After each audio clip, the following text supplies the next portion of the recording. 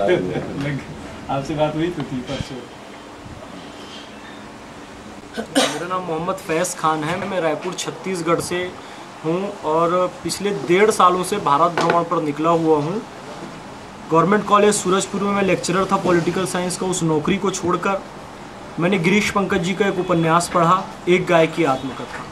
उसका नायक एक मुस्लिम है जो कि अपने समाज से लड़ता है, दूसरे समाज के लोग जो शक की दृष्टि से देखते हैं उनसे लड़ता है और गौ तस्करों से लड़ता है और अंततः वो हक की लड़ाई में विजय प्राप्त करता है। इस उपन्यास से मुझे बड़ी प्रेरणा मिली और मैं गौ के प्रति जन जागृति लाने के लिए विगत 1.5 वर्षों से भारत भर का भ्रमण कर रहा हूँ। 22 दिन मैंने भारत में गौ हत्या पर पूर्ण प्रतिबंध लगाने के लिए अनशन भी किया। बाबा रामदेव जी, शंकराचार्य जी, ज्ञानानंद जी महाराज, बाबा सत्यनारायण मौर्य इत्यादि के निवेदन पर और आदेश पर मैंने वो अनशन तोड़ा। अब चूंकि हमारा उद्देश्य इस देश में गौ हत्या पर पूर्ण प्रतिबंध लगे, इस देश का विकास हो, देश की आर्थिक नीतियाँ सुधरे, देश की विदेश नीति सुधरे और तथा कथित छद्म धर्मनिरपेक्षतावादियों ने जिस तरह से देश में सांप्रदायिकता वातावरण का निर्माण किया है उससे मुक्ति मिले। इन सब समस्याओं के समाधान के लिए हम आशा की दृष्टि जिस व्यक्ति पर डाल सकते हैं वो है नरेंद्र भाई मोदी। सबकी एकमात्र आशा नरेंद्र भाई मोदी पर है। और यहाँ पर कल हिंदू नव वर्ष का एक कार्यक्रम आयोजित किया।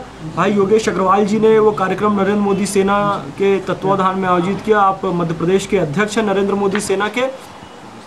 उस कार्यक्रम में मैं आया था और इस कार्यक्रम में आकर यही प्रयास किया गया कि हिंदुस्तान के मुसलमान, जबलपुर के मुसलमान, इस क्षेत्र के मुसलमान इस सच्चाई को जाने कि अब तक कैसा छलावा कांग्रेस और दूसरी तथाकथित धर्मनिरपेक्ष पार्टियों द्वारा किया गया है मुसलमानों के साथ। ये लोग इफ्तार पार्टी में टोपियां पहनते हैं, मोदी जी पर आरोप लगाते हैं कि मोदी जी मुसलमानों की टोपी नहीं पहनते, लेकिन मोदी जी का स्पष्ट कहना है और सभी मुसलमान इस बात को जानते हैं कि टोपी जो होती है वो इबादत के लिए होती है, सियासत के लिए नहीं होती है। और इन तथाकथित धर्मनिरपेक्षतावादी लोगों ने इफ्तार पार्टी में टोपी पहनते हैं, ईद में टोपी पहनते हैं, बकरीद में टोपी पहनते हैं, किसी मुसलमान को रिझाने के लिए टोपी पहनते हैं और आने वाले 5 सालों तक मुसलमानों को टोपी पहनाते रहते हैं, उनका आर्थिक शोषण करके, उनका राजनीतिक शोषण करके, उनका धार्मिक शोषण करके। तो नरेंद्र भाई मोदी यही कहते हैं कि धर्मनिरपेक्षता क्या है? What is secularism? Secularism mean India first.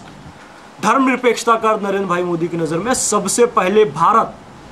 Ram Prasad Bismil और अशफाक उल्लाह खां एक कट्टर हिंदू, एक कट्टर मुसलमान, लेकिन जब वतन की बात आई तो दोनों एक हो गए, क्योंकि धर्मनिरपेक्षता का अर्थ है सबसे पहले भारत। हम यही संदेश देने के लिए, नरेंद्र भाई मोदी का यही संदेश देने के लिए मैं पूरे भारत में भ्रमण कर रहा हूं।